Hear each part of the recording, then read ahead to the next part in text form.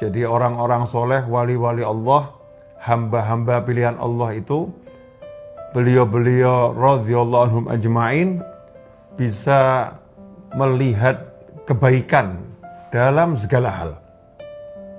Bisa melihat kebaikan dalam segala hal.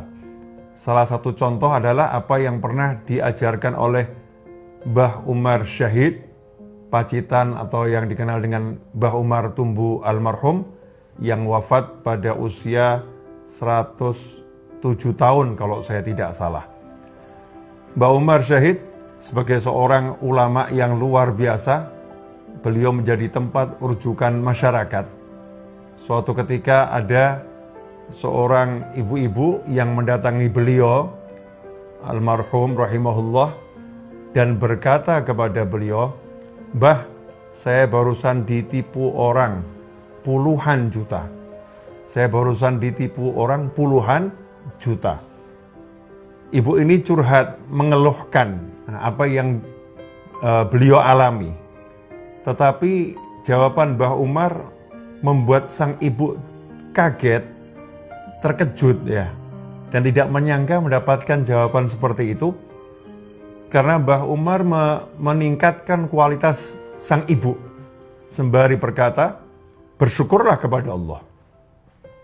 Maka si ibu kaget, saya ini lagi dapat musibah, saya kehilangan uang puluhan juta, kok saya disuruh bersyukur, maksudnya gimana Mbah?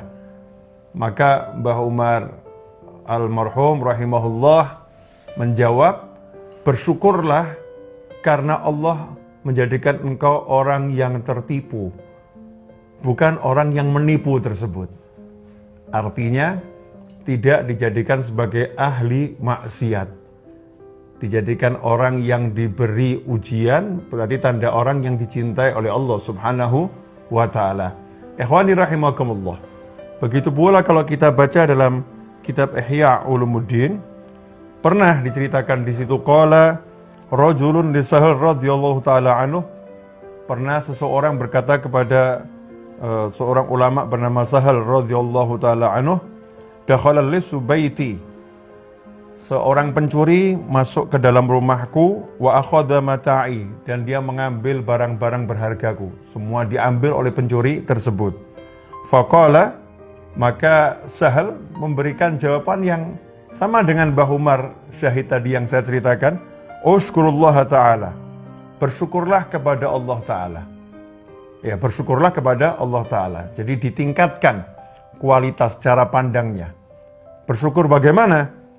Lau dakhala syaitan qalbak, seandainya setan masuk ke dalam hatimu dan mencuri tauhidmu, lantas apa yang akan kamu perbuat?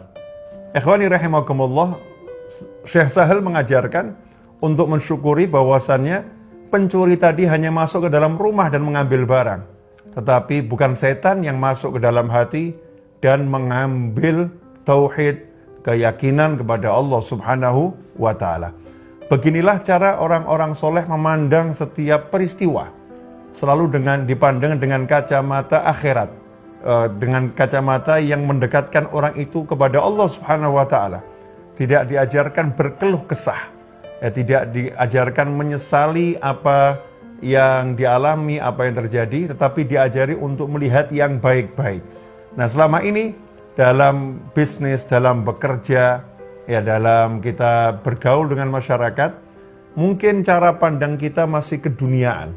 Kita tidak melihat bagaimana Allah memberikan banyak nikmat kepada kita semua di balik apa yang sedang kita alami. Misal, ketika seorang sedang sakit itu memang nggak enak ya, sakit itu memang nggak enak. Tetapi dengan sakit tersebut, Allah Subhanahu wa ta'ala sedang meningkatkan pahalanya. Pahalanya dijadikan berlipat-lipat. Dosanya dihapuskan oleh Allah Subhanahu wa ta'ala. Dosanya dihapuskan oleh Allah Subhanahu wa ta'ala. Kemudian diberi kesadaran akan nilai nikmat sehat itu sendiri. Ikhwani rahimakumullah. Tapi kita nggak bisa melihat yang seperti itu. Yang kita lihat adalah, wah saya sakit, saya nggak enak, dan lain sebagainya. Karena itu mari kita belajar untuk meningkatkan cara pandang kita agar bisa mandang segala sesuatu dengan hal-hal yang jauh lebih baik dan jauh lebih bermanfaat, sehingga kita meninggalkan keluh kesah yang tidak ada manfaatnya. Mudah-mudahan ngaji singkat ini barokah, mengenang nasihat orang-orang soleh. Jazakumullah khairan. Wassallallahu ala sayyidina Muhammadin wa alihi wasallam walhamdulillahirabbil alamin. Wassalamualaikum warahmatullahi wabarakatuh.